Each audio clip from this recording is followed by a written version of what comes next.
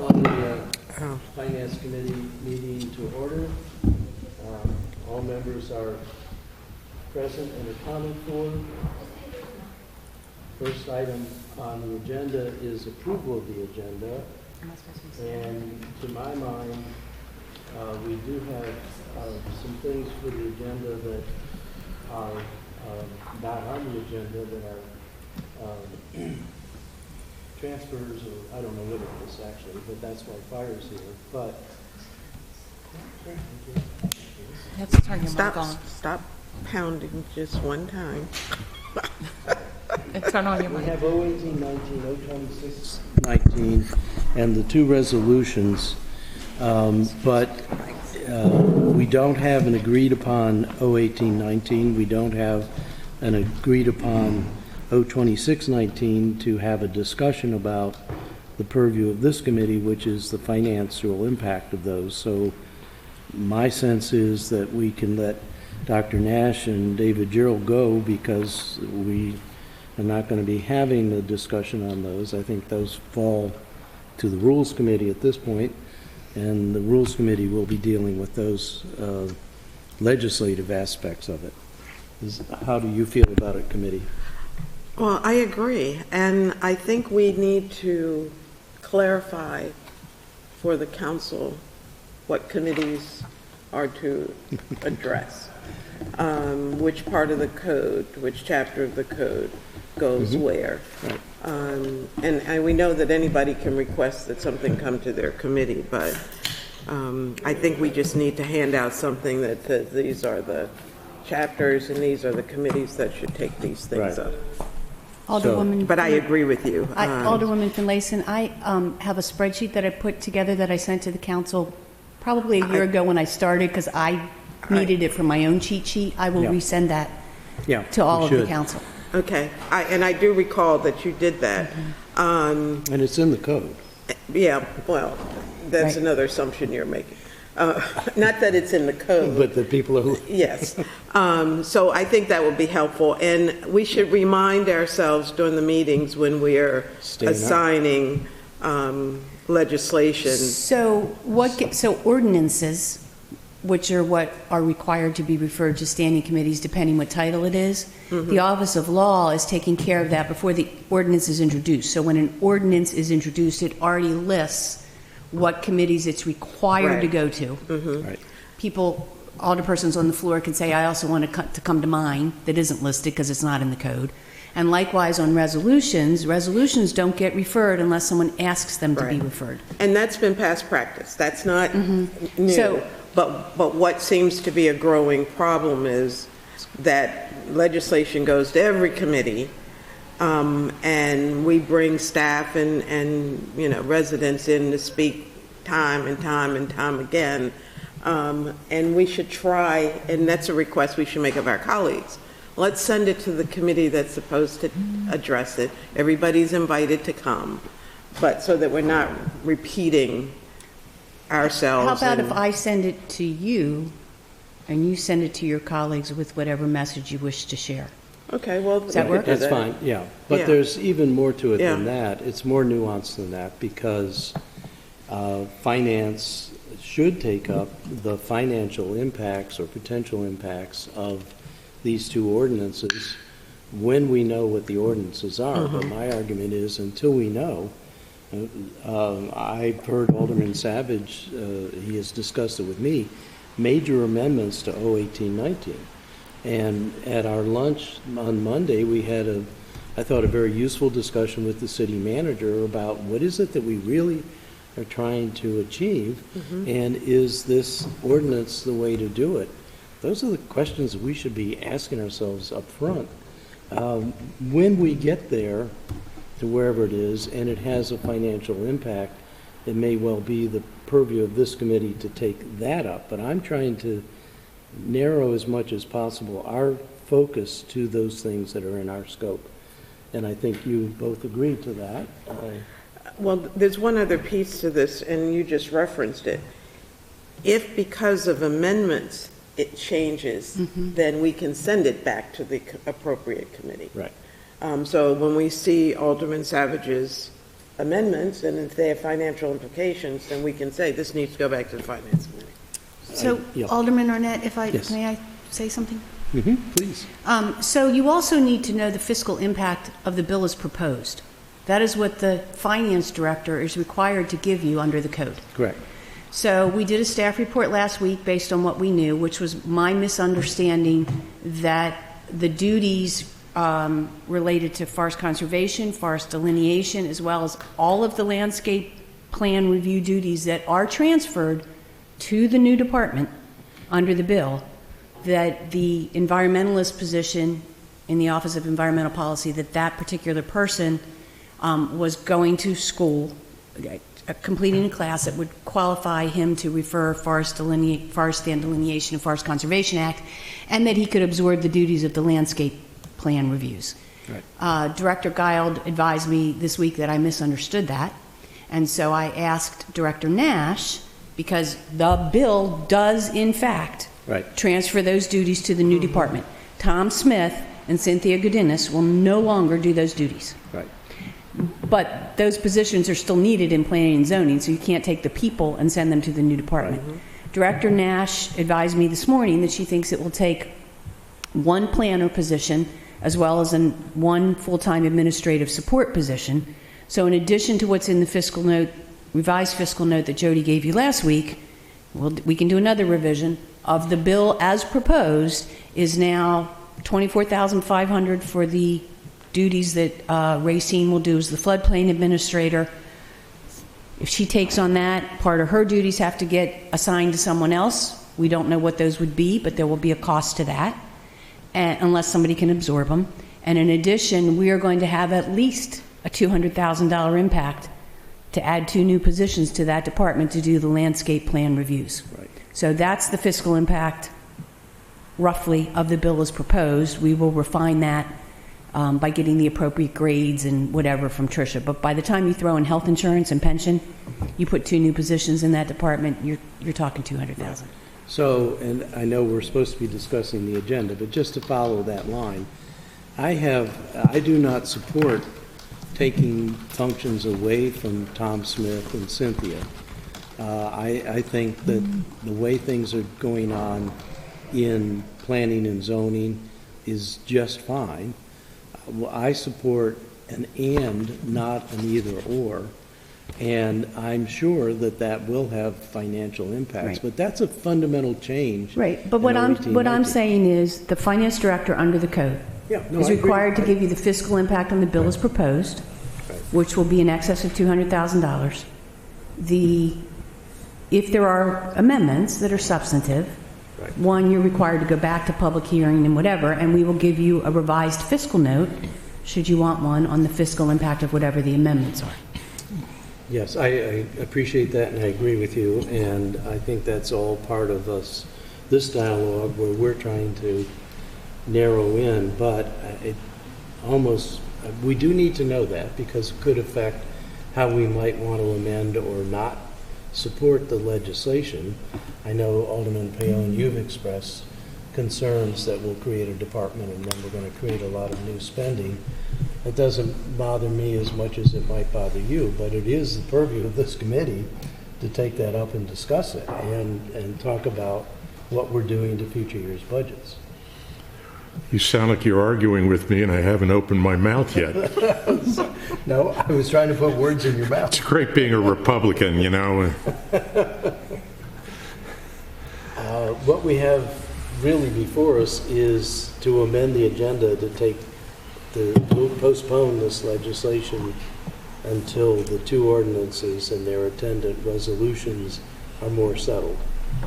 So I would accept a motion to amend the All right, agenda. I'll move. Before you do that, I have a question. Are you taking? You need to speak into the mic. Get me like that. I was trying to be off the mic. Are you adding the military bowl resolution to the Oh, agenda? That's a separate item, We to have to. Yeah. separate Yeah, we need item. to, but... No, but you still would have to in add terms it of to amending the So agenda. for the agenda, we take these legislative items off. We have the military bowl legislation, which I don't have in front of me, and also a transfer. Is that not right, Jody? Oh, here it is. Right. Several. No? I didn't know about it. Did I make the Gentleman motion? here Did you for, just second? I thought, I don't know who made it. I think it's We moved. just moved to postpone those two items. Okay, and I'll second. And we need to add the military bowl fee waiver and the, Do we have? no, because I didn't know. Which is Well, we need that. 40, yeah, we need that legislation. Yeah. 45, I believe. And we have, how many, Jody? SA, four, right, that we need to add to the agenda because of timeliness. Okay. Mr. Chair, I'll move. Did we vote on the? No, we didn't. Okay. Do you want a second? Well, we did have, it is, so all those in favor of taking the legislation off the agenda signify by saying aye. Aye. Those, now we need a motion to add things to the agenda. I'll move that we add O45, R40. R45, I'm sorry, to the agenda. That's the military bowl. And the four transactions. And the four financial transactions from Is there a second? Finance Department. Second. Is there further discussion? I think you said all. All in favor of that amendment to the agenda signify by saying aye. Aye. Aye. The ayes have it. So, directors, sorry to have you walk over in the rain, but at least you don't have to sit through all of this. I'm here for another one. Oh, okay. All right. Wow. Okay. Thank you, Dr. Nash. You're excused as long as you bring some of the food up here. All right. Next item on the agenda is approval of the minutes from the October 2nd meeting. Move approval. Second. Any discussion? All in favor signify by saying aye. Aye. Aye. The ayes have it. The minutes are approved. Thank you again. The next item is my report to you, which I've been remiss in giving you in the past, but I realized I should be doing it, from the Financial I thought she was Advisory getting Commission. the But let me ask the committee, is your druthers to take up these financial transactions, which is what we usually do, first on the agenda? I think that would be fair to Yeah, staff, because we've actually. got people sitting here. So, all right, so the first item is FT 3-20, which is transportation. This is to transfer, well, why should I say? Yeah. The Finance Director, tell us what it is. Yes, this is a transfer to move $290,000 from the administrative charges line item over to the supplies and other. This will allow the Transportation Department to show fuel charges in a supplies line instead of in this administrative charges line. They feel they would, this is the money they pay for fuel that goes over to the fleet maintenance fund, and they want to budget it in another line item. Because of the size, we have to get your approval. Just a point of, Bruce, we've taken it off the agenda, so, okay. Well, Hello. Good morning. thank you. And we're close to having amendments, and I will get them to you as soon as we have them, but we're not quite there. Right, thank you. Certainly glad to see you didn't melt in the rain. Right. Can you refresh my memory? What is the meaning of the transportation administrative charges? I was That is a thinking line, that's a line item. The administrative charge category of expenses is where we typically put transfers that are going to go from one fund to another. Right. And we put this $290,000 into that line item. But the Transportation Department would like to show it in supplies because it's for fuel, and that's where they want to account for their fuel. Okay. So it's still going to transfer, it's still going to go to the Fleet Maintenance Fund, and we're just going to move it to another budget line item. But this is not like the transfers that the enterprise funds make No. to the general fund? No. Okay, all right. May I ask, is there a shortage in the fuel fund, or was this just planned all along? We had, when we were developing the budget, decided to put it down in this line item, but Transportation wanted to see it up in their supplies line. So this is us correcting for their purposes. Okay. It's got no effect on what's there. It's the same total they can spend. And so far, no, there's no anticipated overages. Okay, thank you. Mr. Chair, I'll move approval of FT 320. Second. Is there further discussion? All in favor signify by saying aye. Aye. The ayes have it. All right, moving on. Today is 15. 16. To the next one, SA 12-20. If you want to take them in order, I'll call Okay. your attention to SA 1020. Okay, thank you. Thank you. Okay, so this is adding to the Office of Finance budget. We got a small grant to pay for some training that the risk administrator is going to attend. And we've already got the money from Legit and deposited it, but we want to increase the budget so that we can spend it.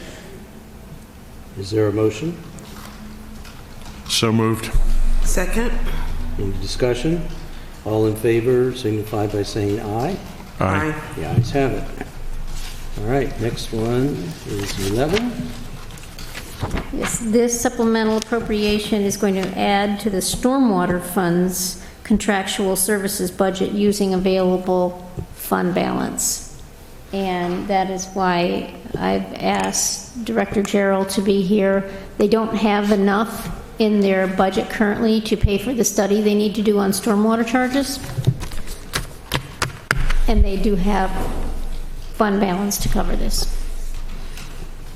I move approval. Second. Discussion. Is this, yeah, go ahead. I guess the question is for Director Gerald.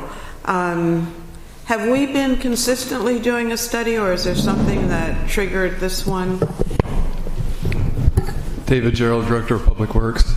So we have been consistently doing studies for water and sewer. This is for stormwater or watershed restoration fund. And so we did our very first one last year. We only looked at the funding needs. So we have some better information from Green Vest of what we're going to need to do all the MS4 permit compliance. So we incorporated that into the study last year. But what needs to be done, what we found is there's inequities in the rate structure. So some of the small property owners are subsidizing the large property owners who have a large impervious area. So this next rate increase, or it may not even be an increase, but it's going to be a restructure of the rates. So we need to do that study to switch over to an equivalent residential unit basis so that the big property owners pay more than the small property owners. Right now it's all fixed. So this is going to allow us to do this. There'll be a lot of public outreach involved with this because it's going to be controversial for the large property owners who are going to be paying more. You remember when the county went through this a few years ago and it was very controversial. So we have built in public outreach and public meetings to talk about this. Will they see the benefits of this study, or will we see it during the budget process? Yes. Yeah, so we'll roll out a new structure for the stormwater fund, the watershed restoration fund, as part of the budget next year. Okay, thank you. Will we be criticized by the Annapolis Environmental Commission for using restoration funds for what is a more administrative kind of purpose? I mean, I'm just asking. I obviously, I feel we need to do the study. It's an allowable purpose under the fund. We have no idea what we might be criticized for or praised for. No, but I mean, where else would you, Where else would you pay for it? yeah, from the general fund? Well, yeah, that would be. It's to restructure the revenue format for the watershed fund. Right. Now, I understand that, but for years, we've been criticized for using stormwater funds to do routine maintenance on catchment basins and all of that.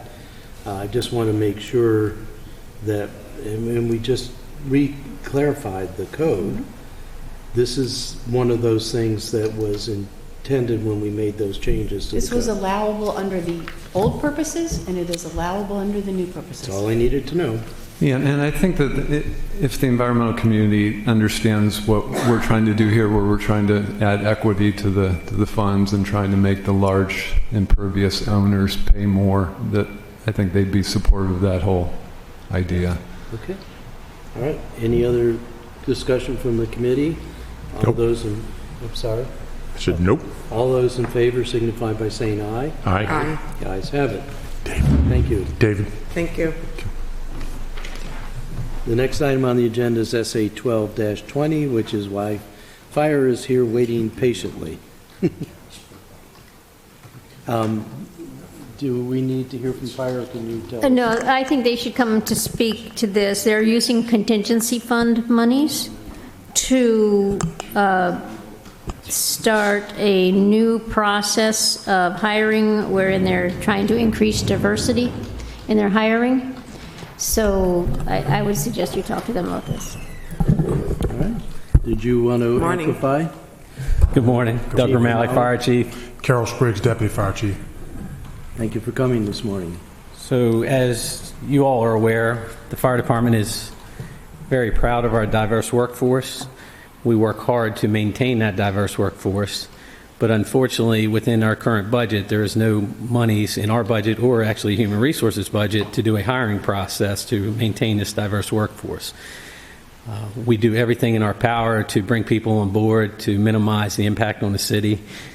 So lately we've been hiring laterals that have been trained from other jurisdictions, and there's no money currently to do a process to pick anybody up off the street that doesn't have training. This process also will have people that have firefighter training already, but they are not laterals. They don't work in another jurisdiction. And we have been criticized a little bit about the last recruit class because of the diversity rate in there. And the only way for us to maintain this diverse workforce is to do this hiring process, and we need funding to do that. So, City Finance Director, in the past, the practice has been where we're taking money out of the contingency fund, we're shown an accounting that talks about what the total contingency fund is, and then what this would do to reduce the contingency fund, which gives us a sense of what's residual in the contingency fund. Is that something you can tell us? I can tell you that in just a second. It's 400 and something thousand. I have it right here, it's 469,380, and you'd be using 30,000 of it, so you'd be reducing the balance down to 439,380. Okay, Yeah. all right, thank you. And then, City Manager, do we have similar kinds of processes for police? Or do we need to be thinking, do they need this similar kind of help? Because I know, I don't believe they do. Our police Okay. force, in fact, reflects our, okay, percentage-wise reflects our population. okay, I know how the two watch each other. All right, is there other questions from the committee? I do have a question. In the past, and I don't know how long ago it's been, it's not that long, when Deputy Simmons did a recruiting effort in the community, and we were all asked to hold little recruitment sessions within our wards. And I believe out of that class, we were able to bring in, was it a third of them were city residents, like 4 out of 12 or something? It was a small amount, yes, that is correct. But it reaped better benefits than we had seen in the past, especially from Annapolis residents. So is that part of your thinking also? Maybe not that process, but... The overall thinking is we need to do a process like that. And we will let you know now that in the upcoming budget next year, you will see a plan to go out and do a recruitment and a hiring process, which starts from a written test on up. Unfortunately, we can't do that with this process. This process, we need to get people on board for a November fire school class, which is a month away. So the process has actually started. We just need to be able to continue to fund the process. But overall, Chief Spriggs and I are looking at how we can do that, and it takes funding. And currently, there is no funding in our budget to go out there and do that type of recruitment, because you actually need to do that. You need to be able to go out and do some recruitment, go to the schools, go to the communities, and work from there and have the written test, then do the physical agility test and go that way.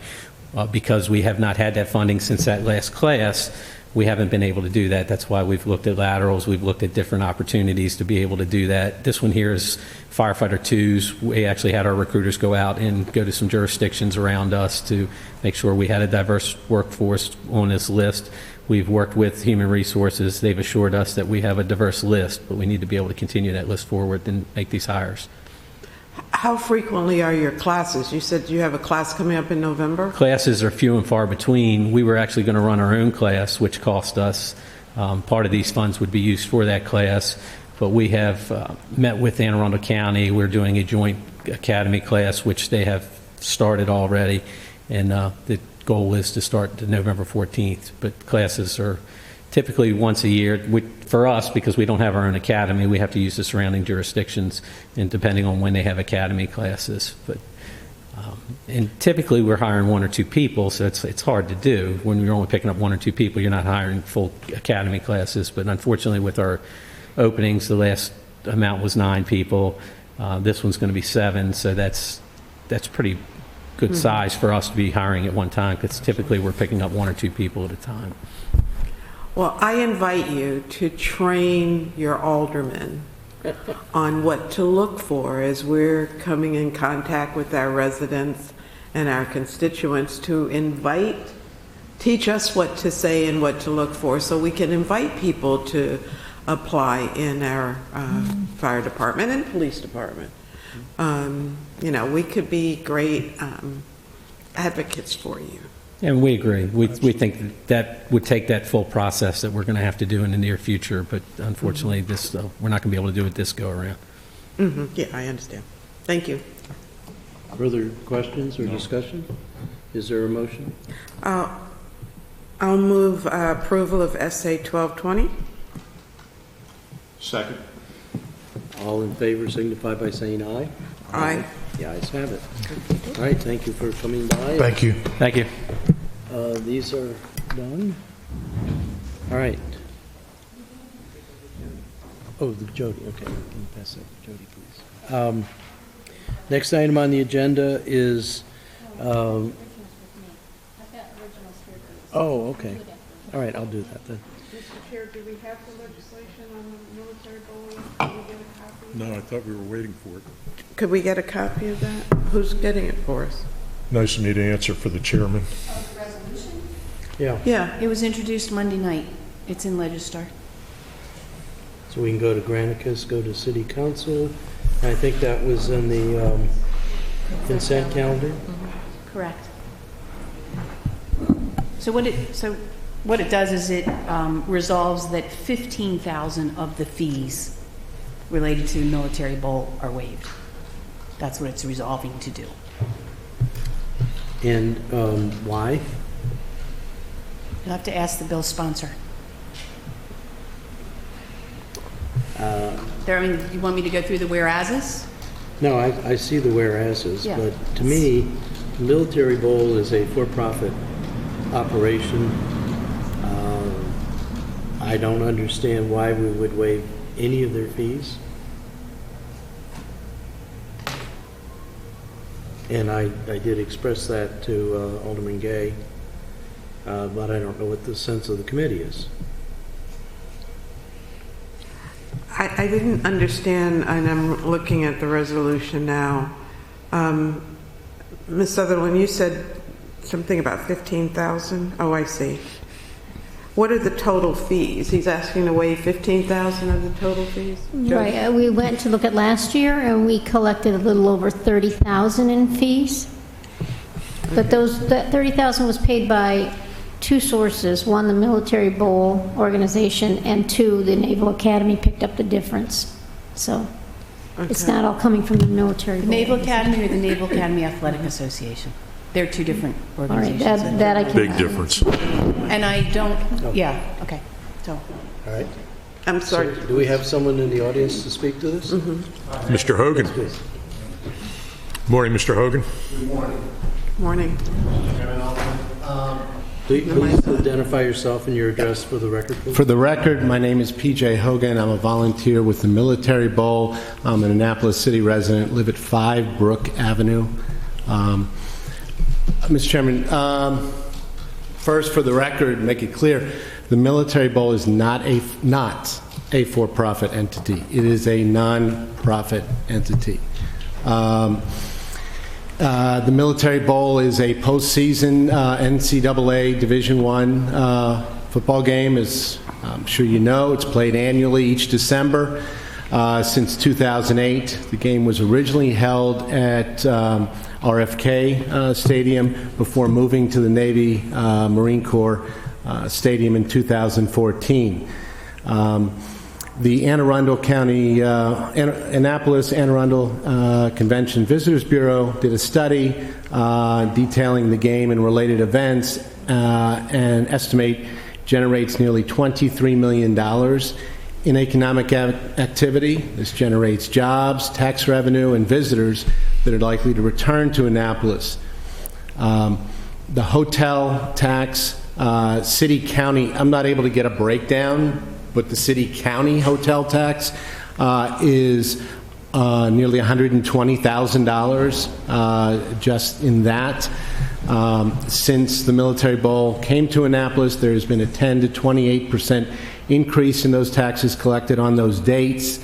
As you know, it's not a fixed date, but it's generally around December 27th, 28th, kind of an odd time economically in the city. It's after Christmas, but before New Year's.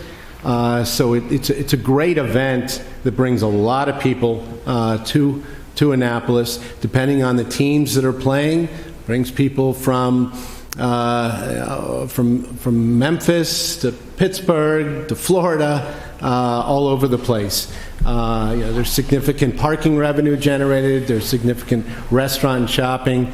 The number of game attendance has gone from 26,656 to 36,352, and that doesn't include the visitors that come to Annapolis, maybe with a family member, or a family member goes to the game, the other one might not go to the game and shop or eat. These bowl games are quite coveted by jurisdictions. D.C. has expressed a strong interest in having the game return to D.C. now that they have 2 new stadiums. RFK, as you know, is being torn down, but the new Nats Stadium and the new Audi Field, as well as Baltimore, has expressed interest in having it at M&T. But we honestly feel that Annapolis is the best place for the Military Bowl. It just is a great fit, given the connection to the military. Navy is sometimes a team playing in the Military Bowl. It's out of the American Conference and out of the ACC. Those are the 2 teams that go, but that depends on how each of the teams in those conferences do in that particular year. We're simply asking the city to join with the county and state in partnering in this premier event. As I said, it's a wonderful event that happens in Annapolis, brings people to Annapolis. And frankly, those people that come here for the game may never have been here before and often come back. Because there's only so much they could see during those 2 days. The parade people love the parade.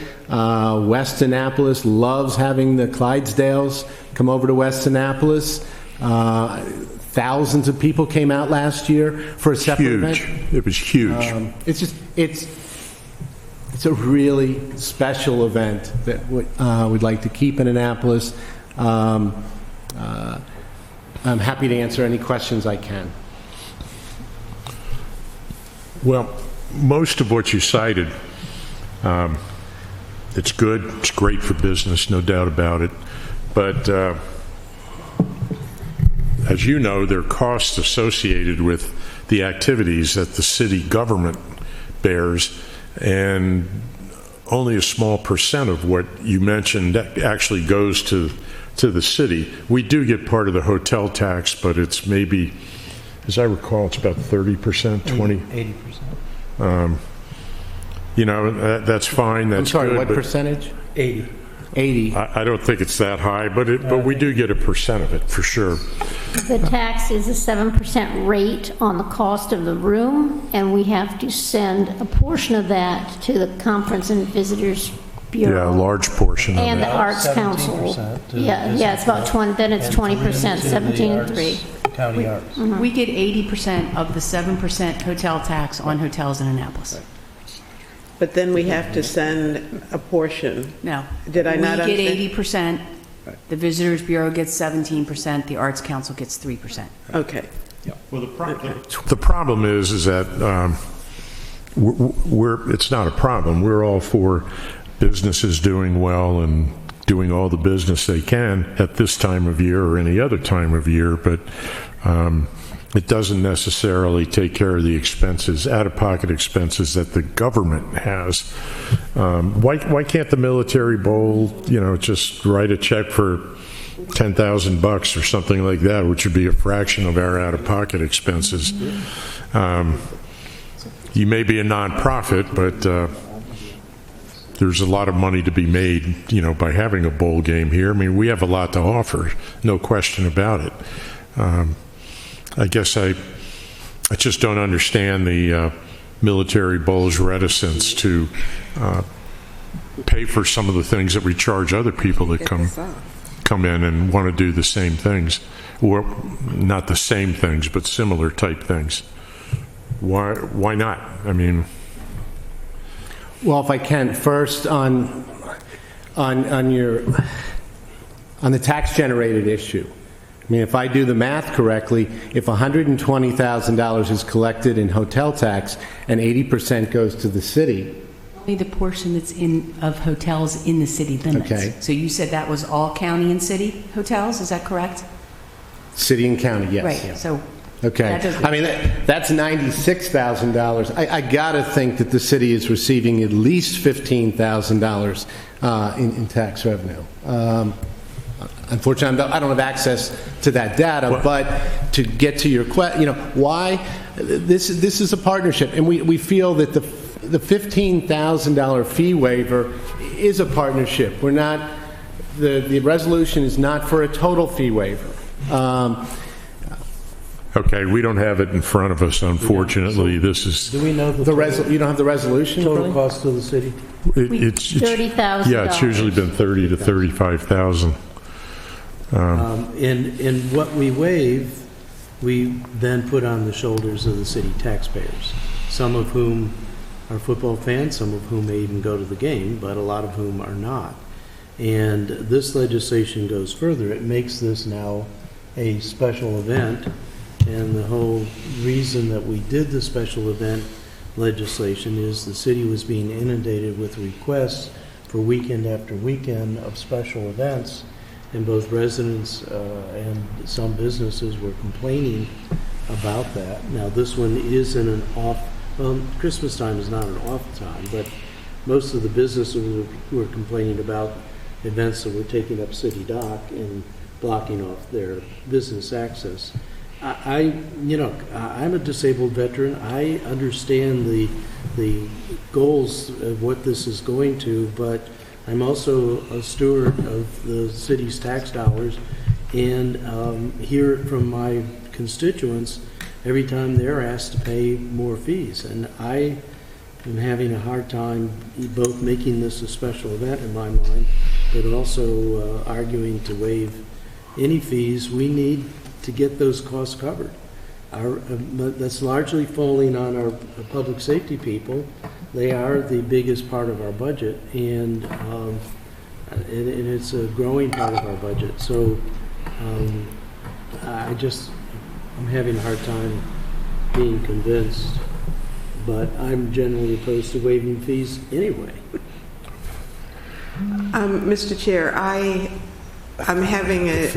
struggling a bit in that we waive fees for some things, we don't waive fees for others.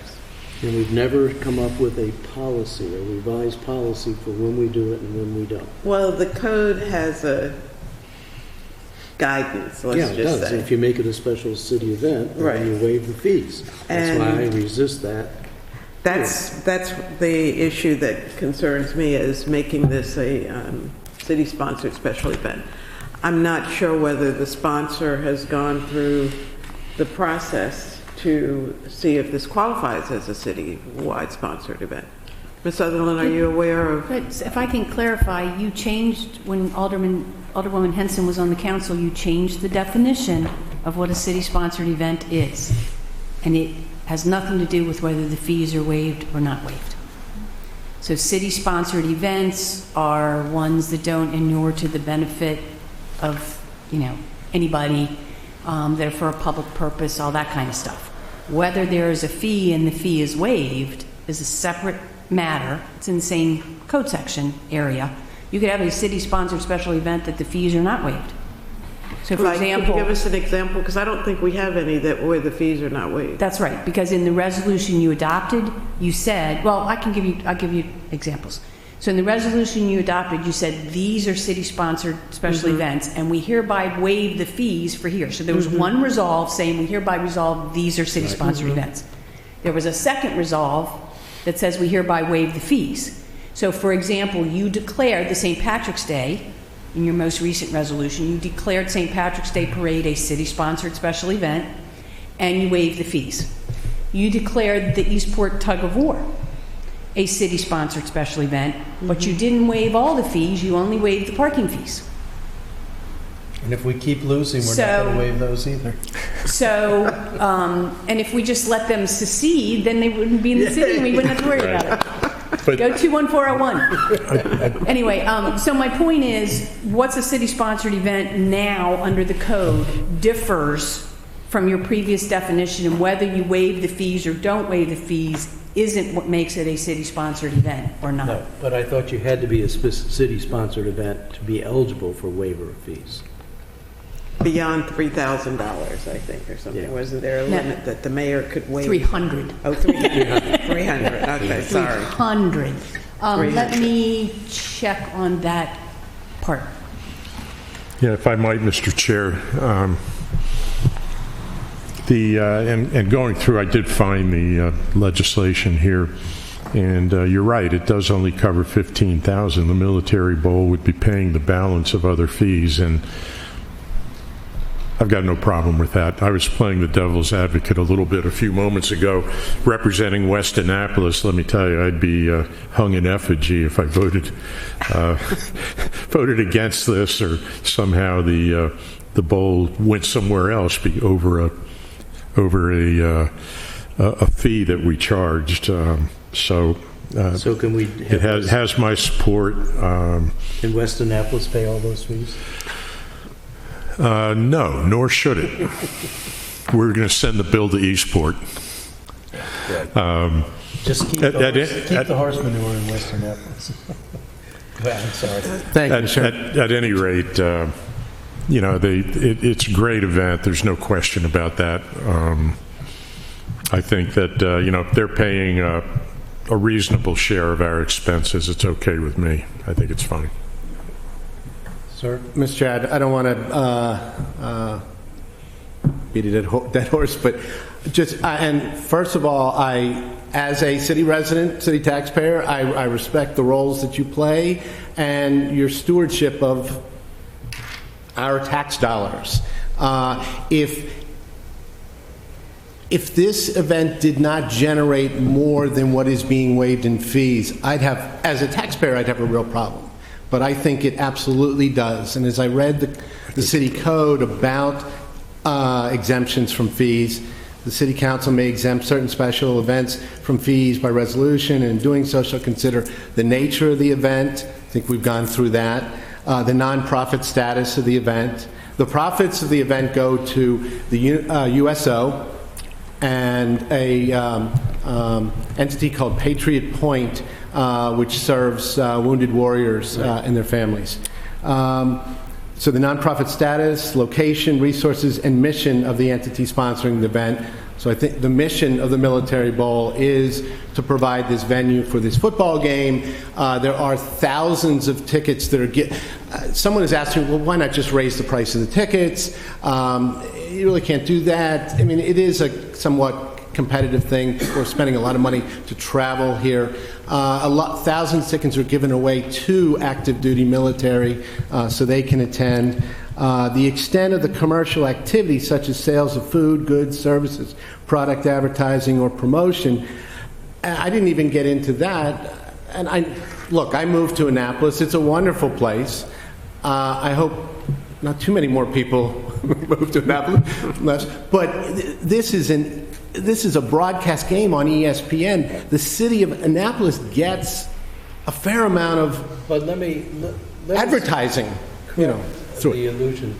We don't share, the city coffers don't share in sales tax. I understand. So it's good for our businesses, and we want our businesses to do well.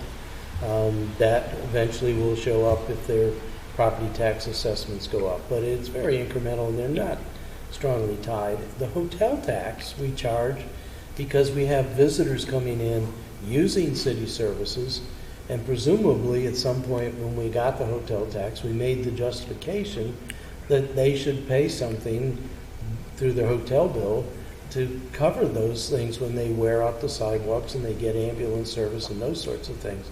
If we waive it up to the amount that we're getting in the hotel tax, then we're just shifting that cost over to taxpayers and city residents. So, we hear this argument all the time about it brings in all of this business, and that is good for business, but it isn't necessarily good for the city coffers. And when we waive fees, it's bad for the city coffers, because that means taxpayers have to pick up that tab.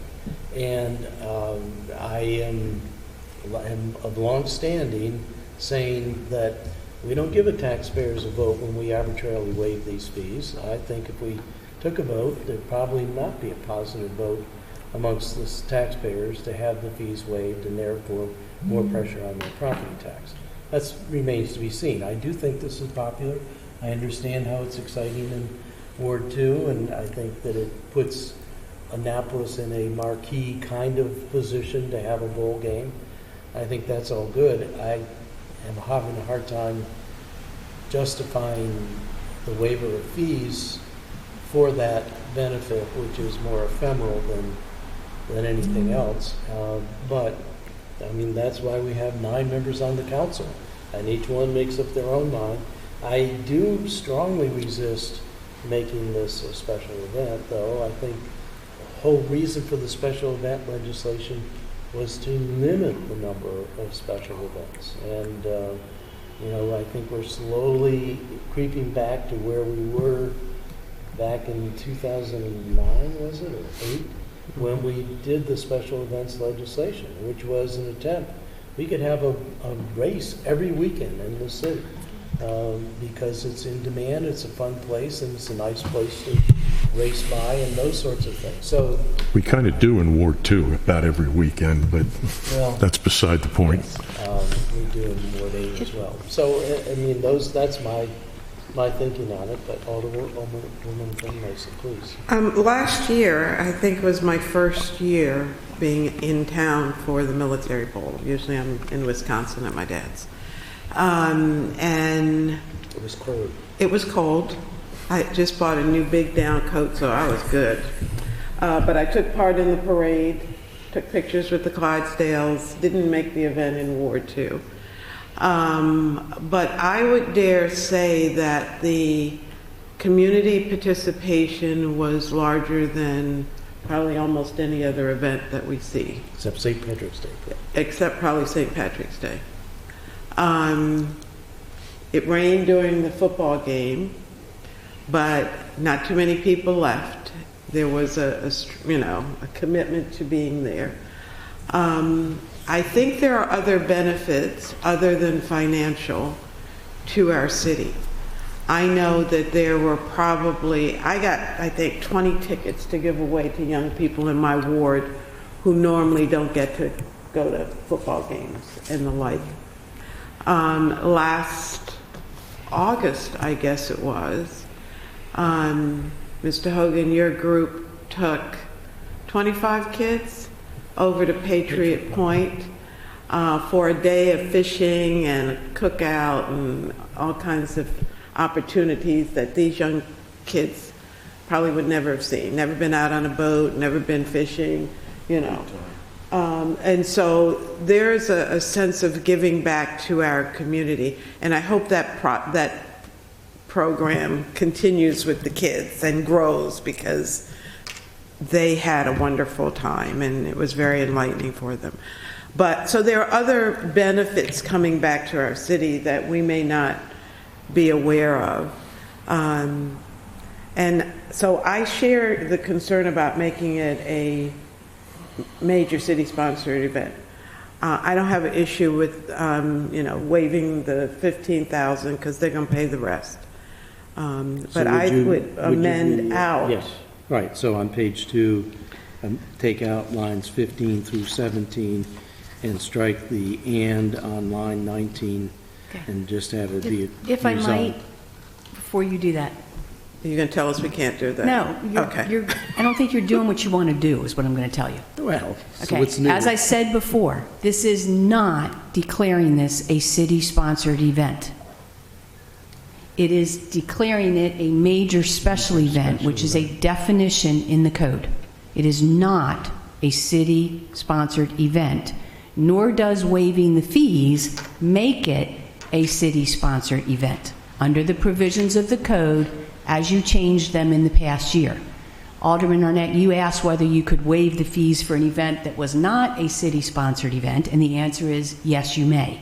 Okay. The code says that you may waive the fees for a special event, and that as you consider a waiver of those fees, you consider the criteria that Mr. Hogan just read to you, the nature of the event, the nonprofit status of the entity sponsoring the event, the extent of commercial activity, and the other factors as the council may deem appropriate.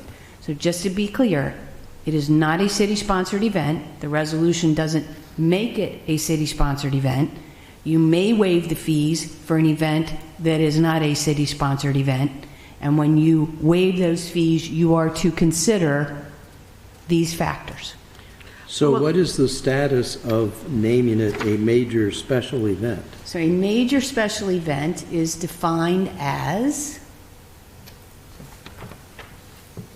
an event, a special event that simultaneously attracts 500 or more participants or attendees and involves any one or combination of the following criteria: road or lane closures of more than 30 minutes at any location, serving alcoholic beverages, use of city personnel, or provision of city services that exceed normal operations. So it is by definition already that. Correct. So that's why I'm saying So you don't want to there's no strike that meaning. language from the resolution. Well, we don't need it in the resolution. It's by definition, it's that. It meets all of those criteria. So it's by definition. Any event that does those things is a major city event.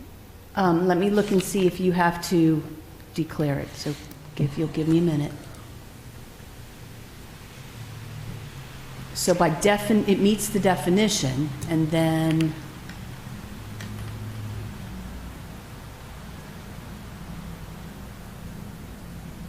I'm sorry, I'm searching here. Let me search major.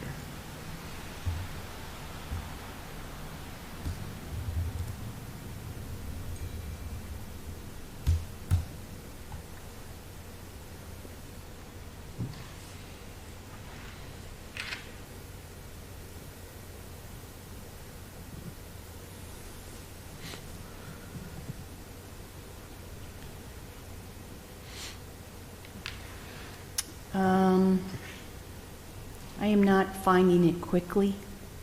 We can look that up, but it certainly isn't harmful in any way to have that in there. Mm-hmm. And I'm not sure it's harmful if you take it out.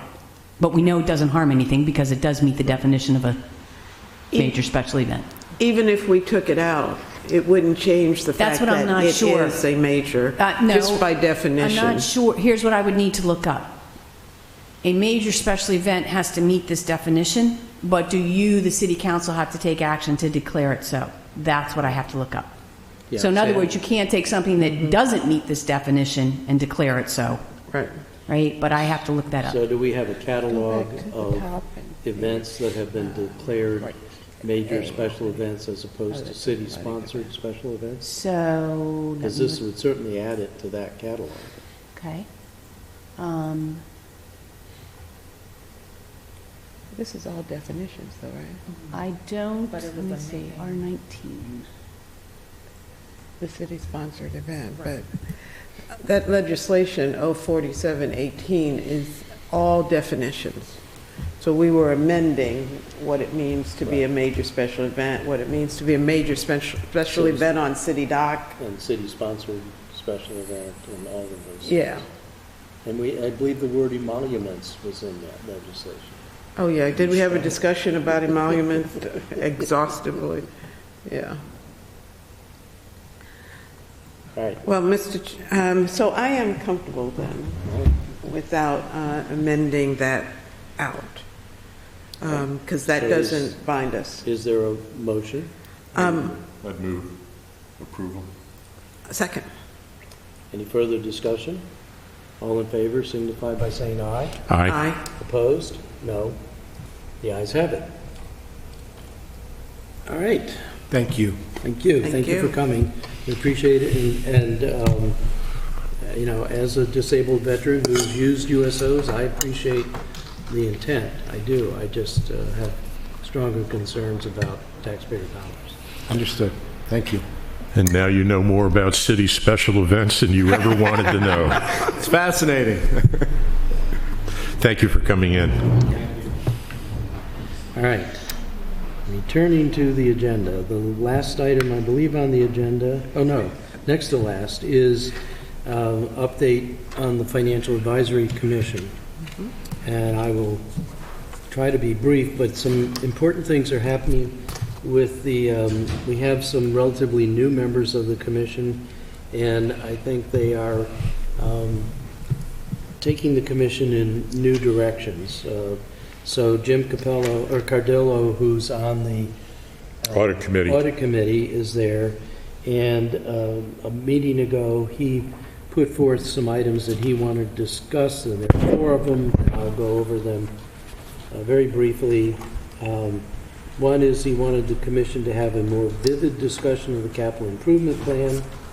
2, he wanted a presentation from Davenport, which they in fact got at the last meeting, and that's something to talk about. They needed discussion of forecasting, and Dr. Cater presented them with a paper on how other counties do forecasting and what kinds of facilities are available. And then they asked for a budget timetable and asked to be included earlier in the budget process than they have been in the past. That was discussed. The city manager responded to each of the 4. I think it's still on the table for more work, and I think those are all pretty good things for that commission to do for us and advise. The other thing they discussed with the finance director was the bond issuance, and we talked about the money for the bands, to liquidate the bands, and we talked about reissuance of the 2011 GO bonds and also the revenue bonds from 2015, is that right? I believe so. Right. And we got an overview from Davenport. I will leave it to the finance director and the city manager to make comments on this, but what I would say, my takeaway is that the assumptions used by Davenport, which should be comforting to us, because they have a table in here, which you don't have, that shows the bond issuances that are currently planned, the new debt that is in the CIP, and the debt service that attends that. And then they did an estimate of general fund expenditures, which take off from the 2020 budget, but they only grow it at 1%, which means an extremely conservative growth in the expenditure rate. And you remember that our debt service limit is debt service as a percent of general fund expenditures. Now, typically, general fund expenditures, if we don't do anything new, grow at about a 3% rate. So that means that when you look at if you had the table, the last We column. have it. Oh, you have it, okay. Ms. Dickerson sent it to us. so Okay, we if you have had it. that last column where it shows the debt service as a percent of expenditures, to my mind, those are all understated.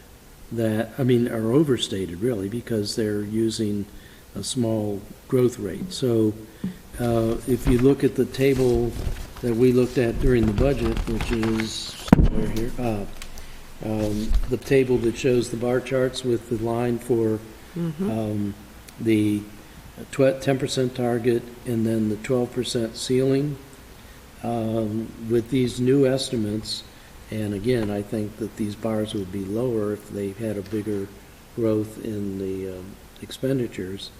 We are at worst at the midpoint between 10 and 12. And we will be issuing new debt, and we've authorized some new debt in the general fund, but it's not very much, and I doubt, and I'd look to either Teresa or Jody to amplify on this. I don't think it's going to change these bars very much. Now, we know we have some things on the horizon that could change these bars, but they're not in there. I mean, I'm thinking of Hillman if we do it ourselves and that sort of thing. Did I characterize that correctly in your minds?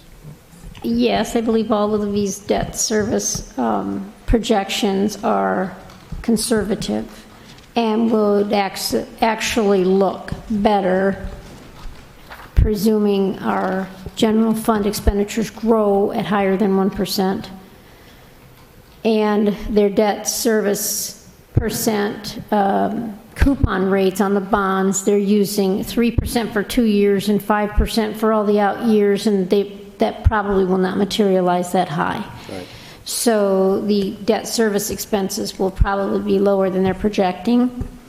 We have enough idle proceeds from other projects to fund most of what we had programmed in the capital budget for the general fund projects. The only general fund debt that we'll be issuing is an amount to take out the band's proceeds that we have borrowed on a short-term basis as of FY18.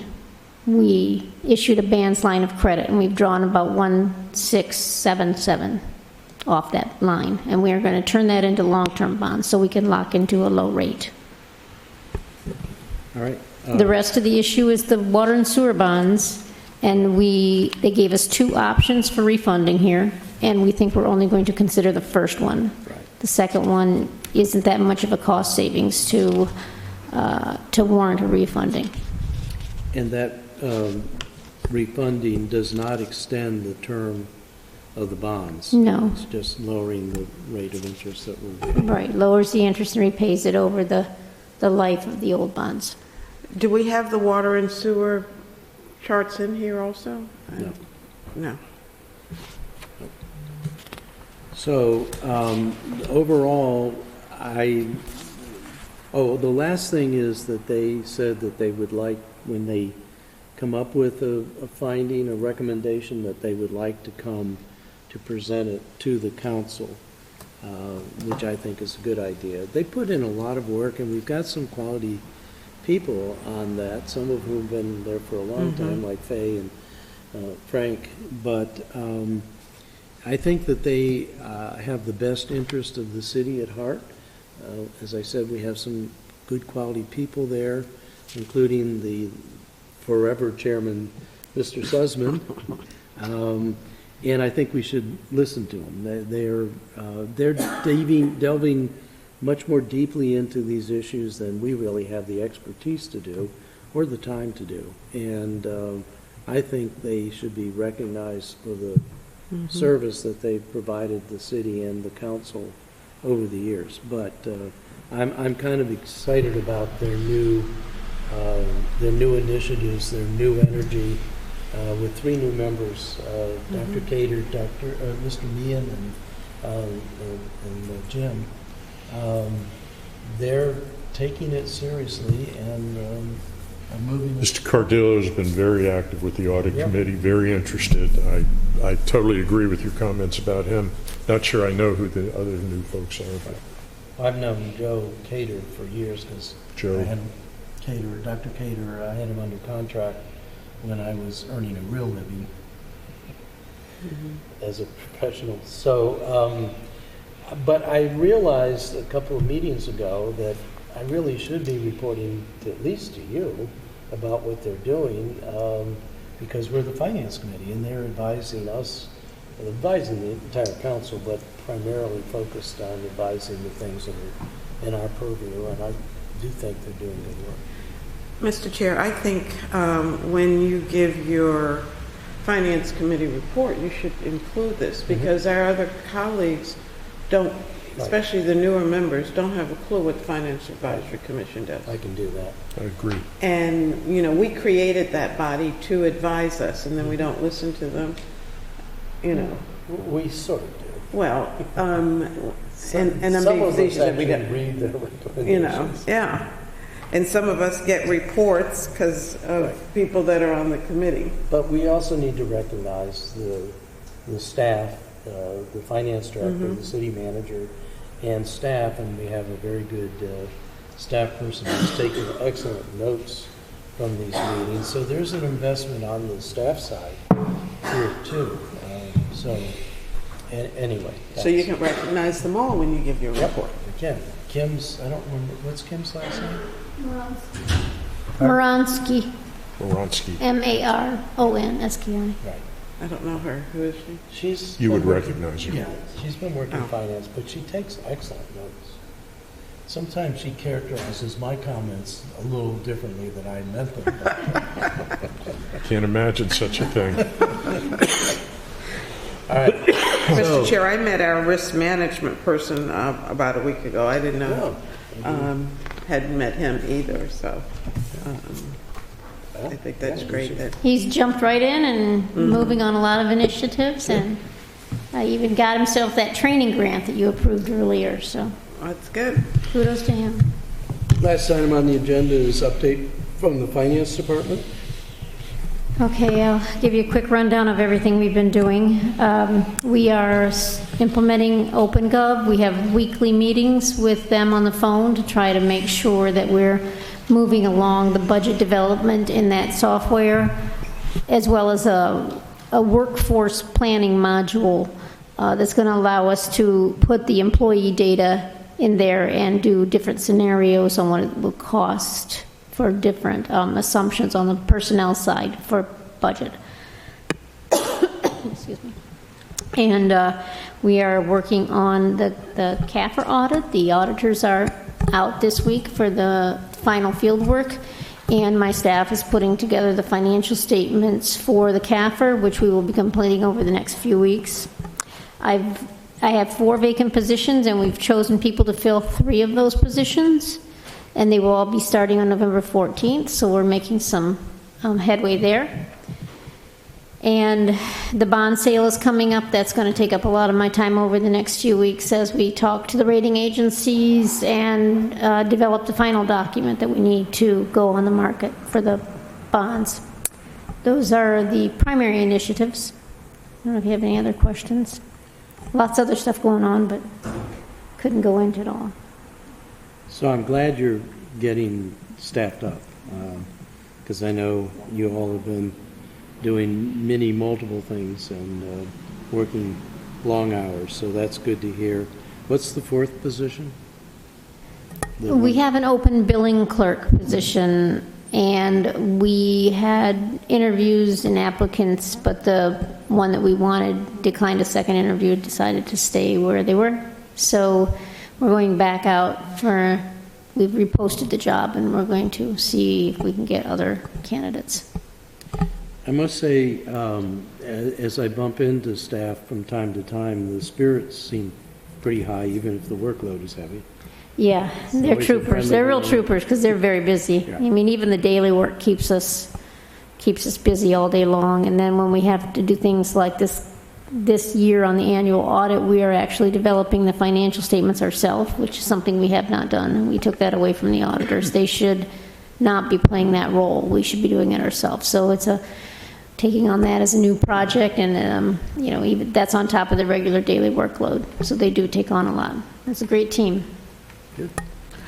May I ask a question about security?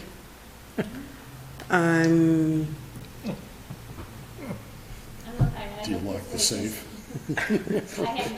Been dictating a lot of the security changes lately. I've just been trying to roll with it like everybody else. Well, I think about your staff being in front of glass, and just wondered if there were steps being taken to protect. That I don't know. I don't know what type of glass it is, and we have brought that up too. They've instituted a lot of other measures, cameras, et cetera, in the building to help us out. But that would be a question for Ricky, what's his last name? Truitt, from the police department, who's kind of heading up that project for the security measures. On OpenGov, do we have the forecast module from that as well? I know that Dr. Cater's paper said that there's a We forecast have modules that we will be implementing later that allow a lot of citizen interaction, and I don't know if those have forecasting abilities or not. Okay, yeah, the citizen is different than the forecast capability, but he apparently spoke with, it wasn't Atlanta, somebody else from OpenGov, and they talked about, and he was saying, gee, if we're putting everything in OpenGov, why not use the forecasting capability that they have there? I don't know what it is. I'll be glad to look and see if we have that module that we've purchased. We purchased a few modules, but not everything. So. Lastly, I see that the budget book is done. Is it in hard copy? I did not print hard copy final budgets. The PDF is online. Because I have a whole shelf full of the budget books, the annual budget books that stop, I think, in 2018. And I do look at it from time to time.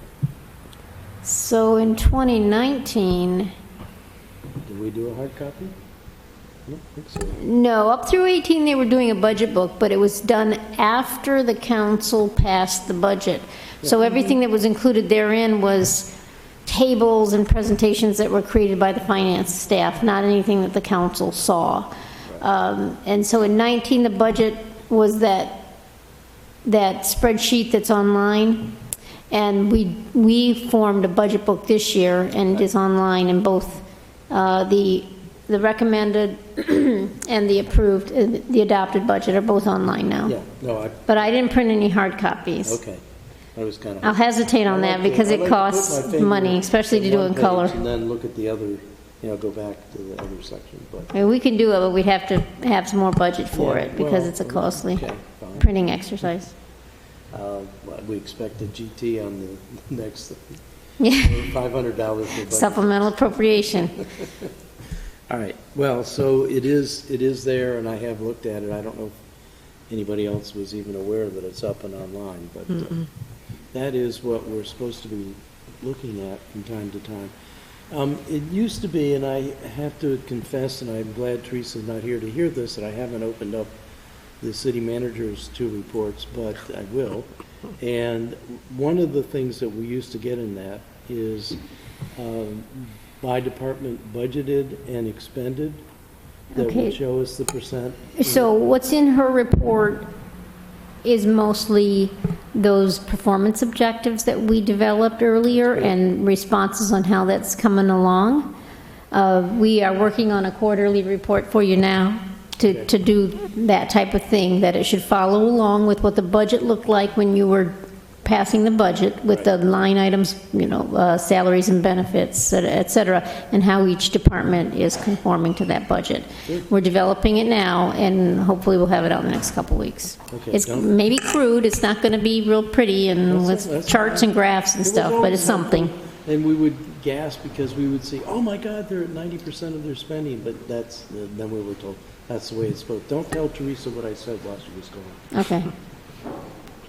She's not smiling. She, this is all recorded, Alderman. All right, so are there any other questions? No. Is Yes. there Can I move that we adjourn? you can and you may. Second. I move that we adjourn. Second. All in favor signify by saying aye. Aye. You. Aye. You know, Mr. Chair, for taking everything off the agenda, we still had an hour and a half meeting. I know. And that's with meeting